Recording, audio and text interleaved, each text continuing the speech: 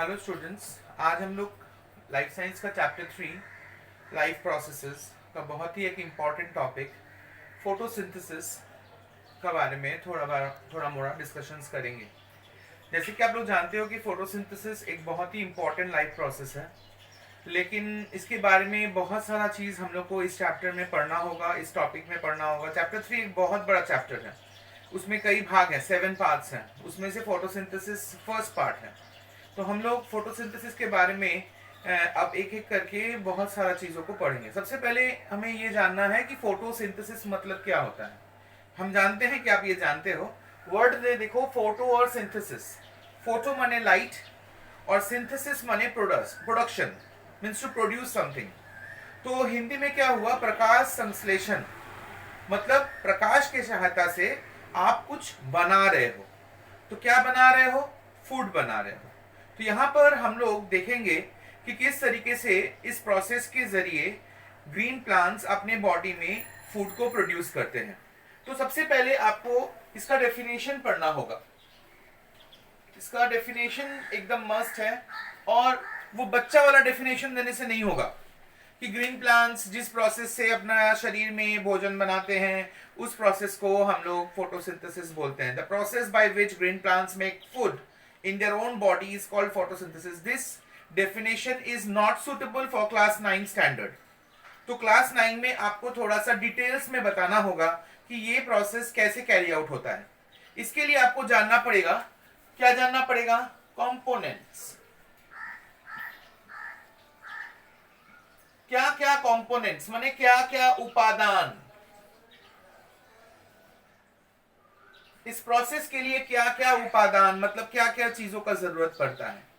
एक एक करके देखिए। सबसे पहले CO2, H2O, सनलाइट और क्लोरोफिल, ये चार चीजों का जरूरत पड़ता है इस प्रोसेस को कैरी आउट करने के लिए। एक है CO2, दूसरा है वाटर, तीसरा है सनलाइट और चौथा है क्लोरोफिल।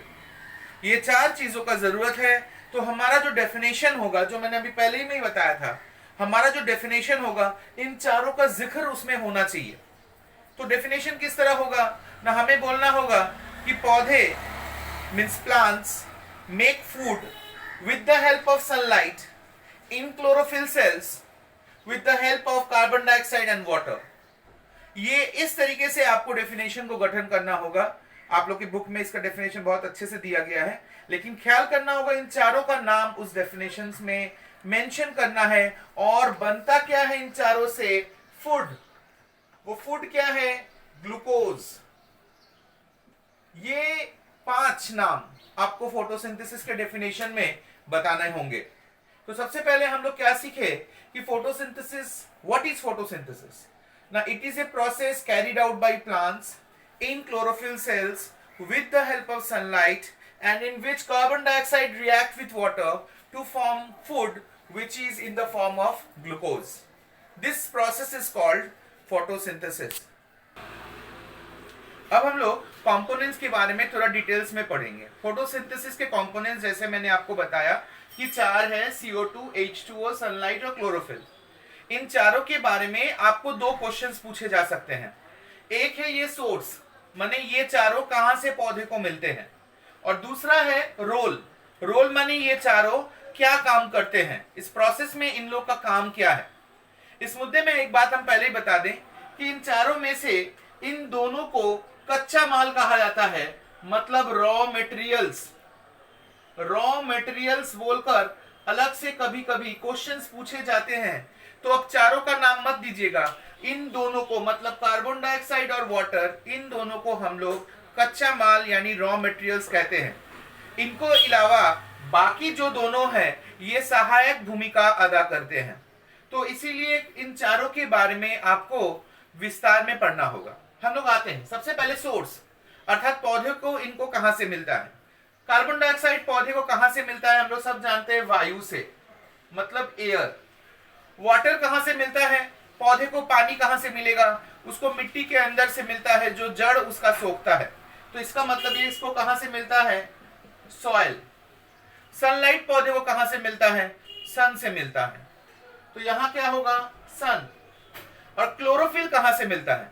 क्लोरोफिल पौधों के अंदर हरे भागों में पाया जाता है। हरा रंग इसी क्लोरोफिल के वजह से ही है।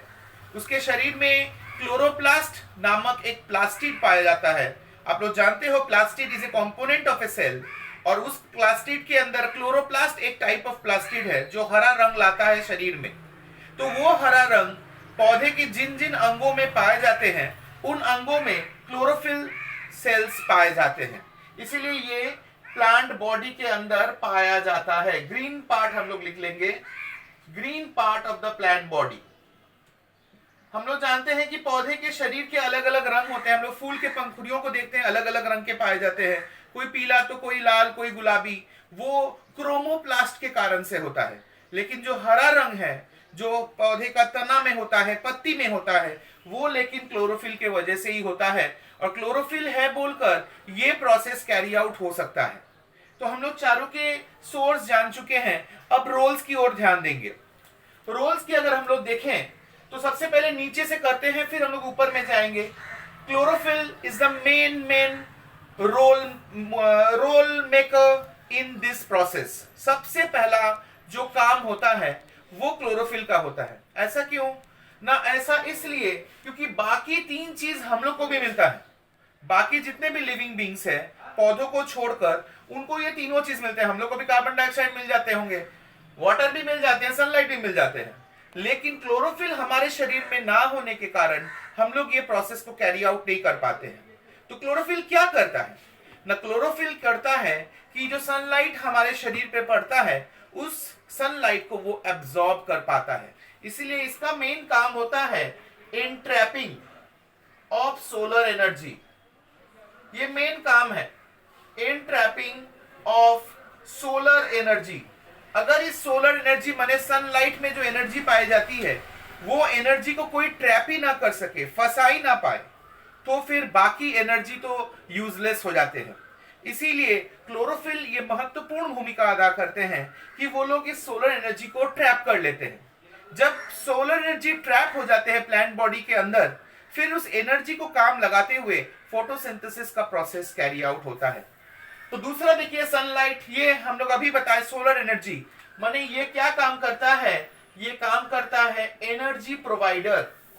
अर्थात कोई भी प्रोसेस को कैरी आउट करने के लिए जो एनर्जी की आवश्यकता पड़ती है, जो ऊर्जा की आवश्यकता पड़ती है, वो एनर्जी ये सनलाइट से हमें मिलता है। हमारे ऊपर भी सूर्य की प्रकाश पड़ते हैं, हम लोग को भी एनर्जी मिल सकता है, लेकिन हमारे शरीर में क्लोरोफिल ना रहने के कारण उस एनर्जी को हम लोग एब्जॉर्ब नहीं कर पाते हैं।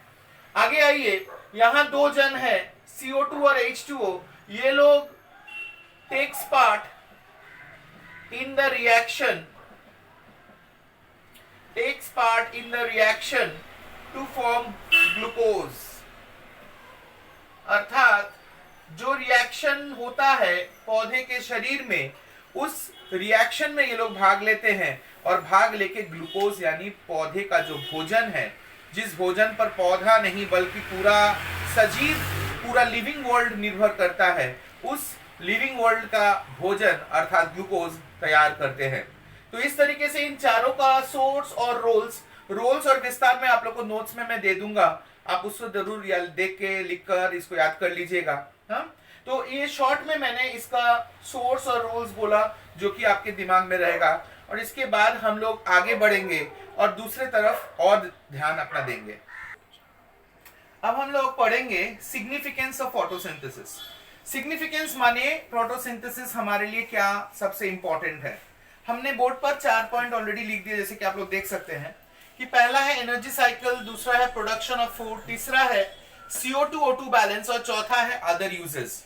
इन चारों पॉइंटों को हम लोग एक एक करके डील करेंगे आपके सामने, आप लोग ध्यान से सुनिएगा। सबसे पहले देखिए एनर्जी साइकिल। तो एनर्जी साइकिल क्या है ना, आप लोग, ये हम लोग सबको ही जानते हैं कि sun is the main source of energy on earth. इस पृथ्वी पर ऊर्जा का अगर कोई मुख्य स्रोत है तो वो सन है। अब सन से जो भी एनर्जी हमें मिलती है वो हम लोग यूटिलाइज नहीं कर पाते हैं। तो यूटिलाइज, अगर हरे पौधे नहीं होते तो हम लोग कुछ भी नहीं कर पाए होते। तो हरे पौधे क्या करते हैं, इस तरीके से फोटोसिंथेसिस का प्रोसेस कैरी आउट करते हैं और सोलर एनर्जी को अपने बॉडी के अंदर एंट्रैप कर लेते हैं।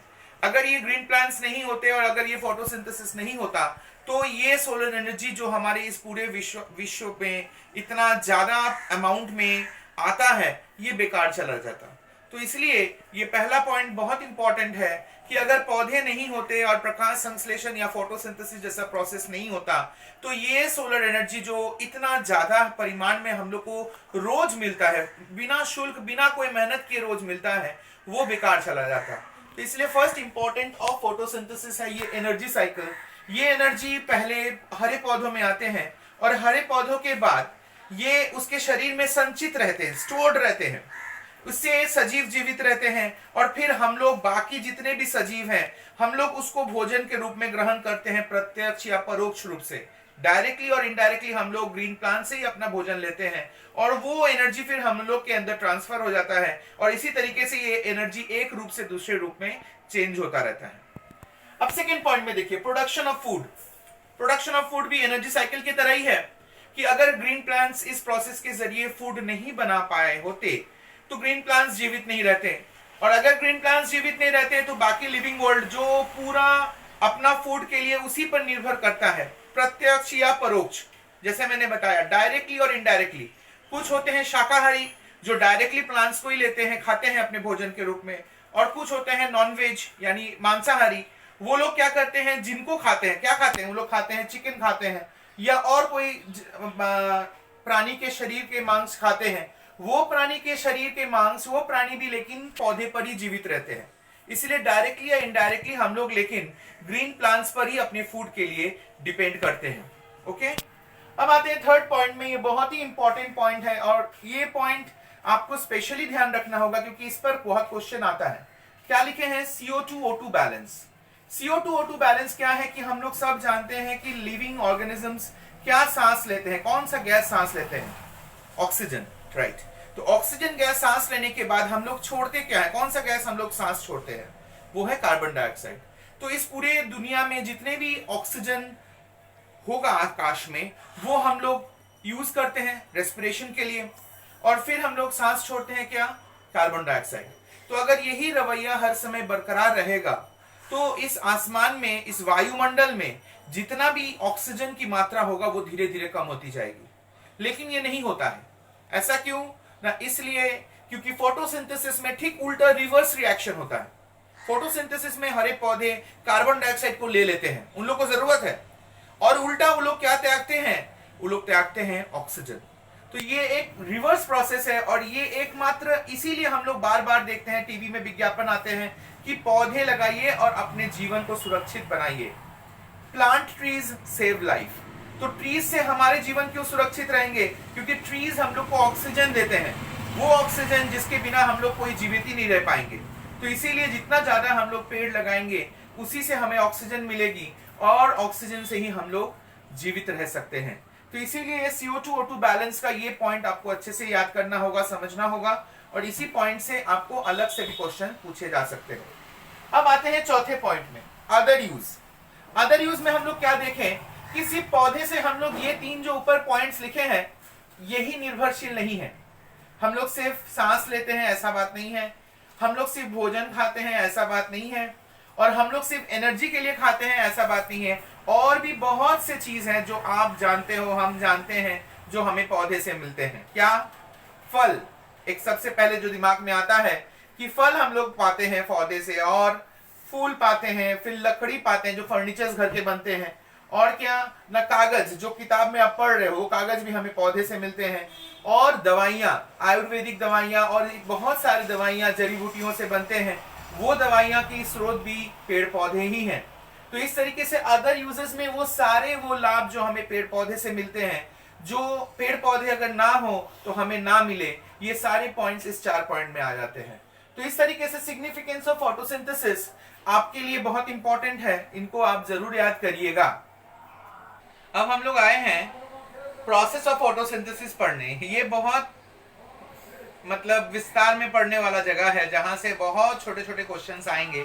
तो इसका हम सोचे हैं एक अलग से वीडियो बनाएंगे प्रोसेस ऑफ फोटोसिंथेसिस को लेकर, क्योंकि ये इतना जल्दी होने वाला चीज नहीं है। आप लोग बताइए कमेंट में कि अगर हम इसके लिए अलग से वीडियो बनाएं कि नहीं। वैसे अभी हम इसके बारे में थोड़ा आपको बता दे रहे हैं क्या होता है, आप देख रहे हो यहाँ पे दो चीज लिखा हुआ है, लाइट रिएक्शन और डार्क रिएक्शन। अब लाइट रिएक्शन और डार्क रिएक्शन माने हम लोग डेफिनेशन में ही पहले शुरुआत में पढ़े थे कि सनलाइट का जरूरत है, सनलाइट के बिना ये प्रोसेस होगा ही नहीं, और हम लोग सबको यही जानते हैं। लेकिन जब हम लोग डिटेल्स में पढ़ रहे हैं कि फोटोसिंथेसिस प्रोसेस होता कैसे है, तो हम लोग देख रहे हैं कि डार्क रिएक्शन भी होता है। मतलब एक ऐसा जगह जहां पे उसको लाइट का जरूरत नहीं पड़ता है, तो कौन सा समय, शाम के वक्त, रात के वक्त, जब सनलाइट नहीं होती है, लेकिन ये फोटोसिंथेसिस का क्रिया निरंतर है, उसके शरीर में ये चलता रहता है। तो उसी के बारे में हम लोग अभी पढ़ेंगे। सबसे पहले लाइट रिएक्शन, ये कहाँ होता है? ये ग्रैना पार्ट में होता है, स्ट्रोमा का ग्रैना पार्ट में होता है। ये किसमें होता है? स्ट्रोमा पार्ट में होता है। ये क्लोरोफिल के दो हिस्से हैं, ग्रैना पार्ट और स्ट्रोमा पार्ट।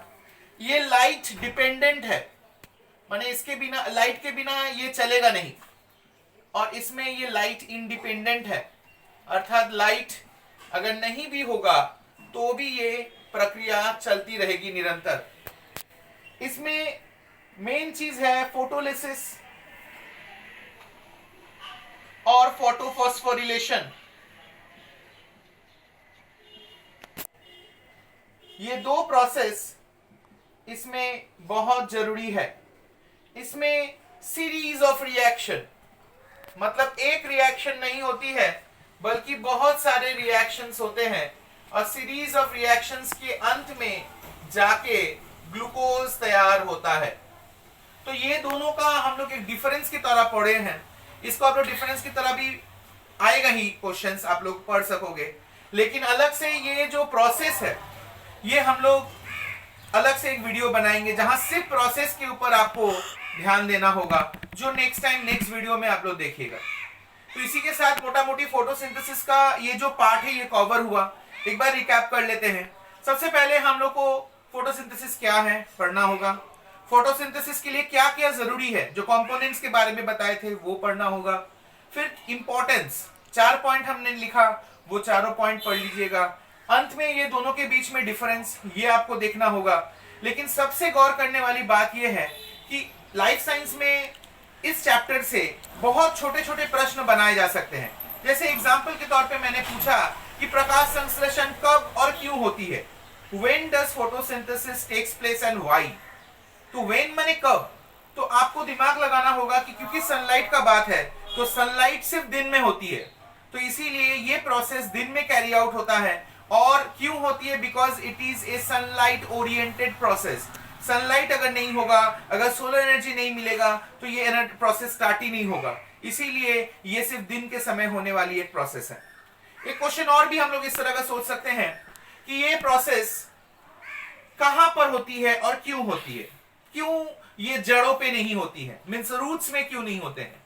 तो क्लोरोफिल एक बहुत इंपॉर्टेंट फैक्टर है इस प्रोसेस के लिए। तो क्लोरोफिल रूट्स में नहीं पाए जाते हैं because roots are white in colour generally.